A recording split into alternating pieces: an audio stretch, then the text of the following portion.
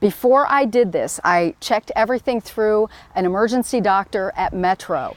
I have the Parma Fire Department EMTs who are going to be monitoring everything about this. And we're trying to show you in just a short amount of time what could happen to me, but more importantly, what happens to me and what happens to a child is very different. I'm wearing a heart rate monitor. I have a blood pressure cuff on, and I also have four leads on, and they're watching my heart rate outside. So I can already tell I'm beginning to sweat. Does humidity play a factor in this? It's a huge factor, especially like in our profession. Even when it's not as hot, the humidity can make you sweat even more. Which means you're losing a lot of your body fluids, and it actually can raise your heart rate even faster. You're already up to the 140 mark. Wow. You've been in there a couple of minutes. So just think about an infant who can't control their thermoregulation. They're going to increase even faster. This feels like a hot run. I can tell my heart rate's going up too, and it's difficult. It's very difficult to breathe. Yeah, I'm sweating profusely at this point. It's people should realize that if you see an infant in a car and nobody's around, don't hesitate to break that window out, because the alternative is they could die. But is this the corners, the weakest part of the window? Usually in the corners is where you want to hit. Okay, so don't go for the middle, because that's... Go for the middle, because you could hit it with a hammer and it'll just keep bouncing back. You're starting to really sweat bad now. Yeah. We can tell. Yeah, didn't remember the waterproof mascara, so sorry. I'm gonna look like a raccoon when this is over. But yeah, I'm a head sweater, so I can tell my hair is really getting wet. It's sticking to my neck. It's sticking to my scalp. My everywhere. My feet are swelling. My hands are swelling. Everything. It's just uncomfortable. And now I've got this blood pressure cuff that's squeezing on my arm, and that's really uncomfortable too. So your heart rate's about 155 now. Your blood pressure is 140 over 88. If you remember, we started at 154. So your pressure's already coming down a little bit. Wow. So that's what you got to worry about. So that's cardiac output.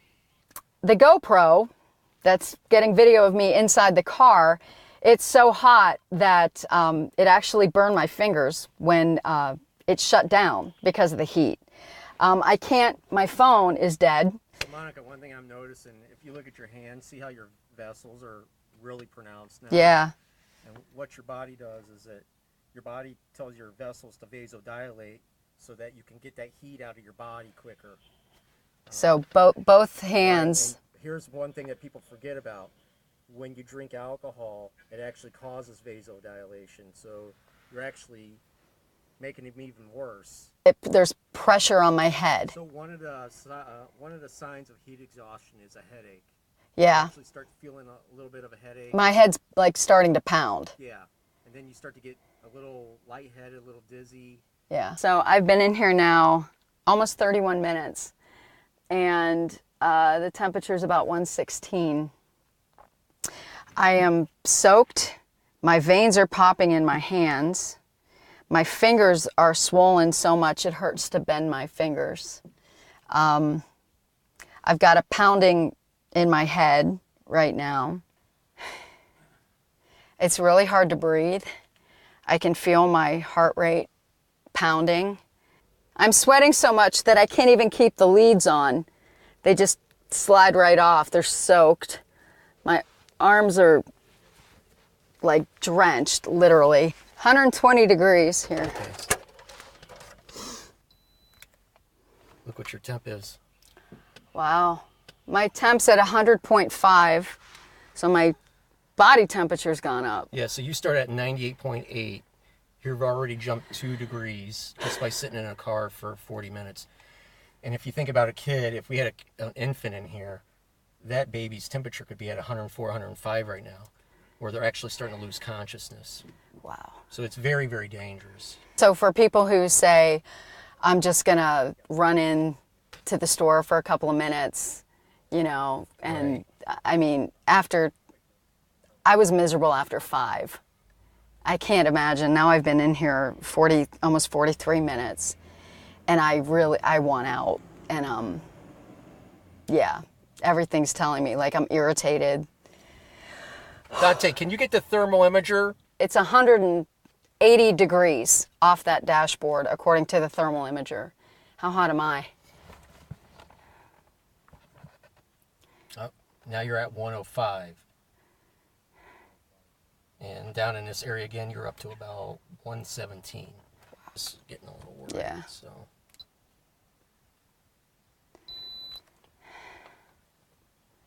Wow. 101.1. 101.1. All right, I think we're to a point where we need to get we need to call it. Yeah. Okay. We're just going to take you into the cool atmosphere. I can tell you, I can wring out my hair. My phone's still dead. We'll get you some water there. Oh, my neck, yeah. I'm dizzy. My head is pounding. Taking a look at me now, would you say I'm in heat exhaustion? I would say you were pretty close to heat exhaustion. I mean, all the symptoms you were saying, dizziness, a little lightheaded, fast pulse rate, you're irritable, those are all signs of heat exhaustion. And had I stayed in there, oh, thank you. Had I stayed in there a little longer, I'd probably go into heat stroke. Right. Like, the biggest warning sign is when I stop sweating. Right. One of the big warning signs. And you were pretty close. I mean, what we said is 104. You were at 101 for your temperature. I think another 20 minutes, you might get close to that 104 mark. So. And that's where your brain starts to fry. That's where your brain starts to fry. Okay, we're going to have you stand up real quick. And I'm going to take your blood pressure real fast. Go ahead, fish. Bring your dispatch for med 2. I feel my heart rate going up. Go dispatch. Your blood pressure dropped 20 points, and that's very significant. If you were in the emergency room with a blood pressure drop of 20 points and your pulse elevated, they'd keep you in the hospital and give you some fluid via IV lines. I don't think we're at that point right now. We'll just keep hydrating you, but that's how serious it was for you. You're pretty close to heat exhaustion right now. Nobody ever intends to leave a child or a pet in the back seat. There are some things you can do. You have your phone, you have your purse or wallet, put those in the back seat with the child, as well as your shoes. That way, you're required to check the back seat before you go anywhere.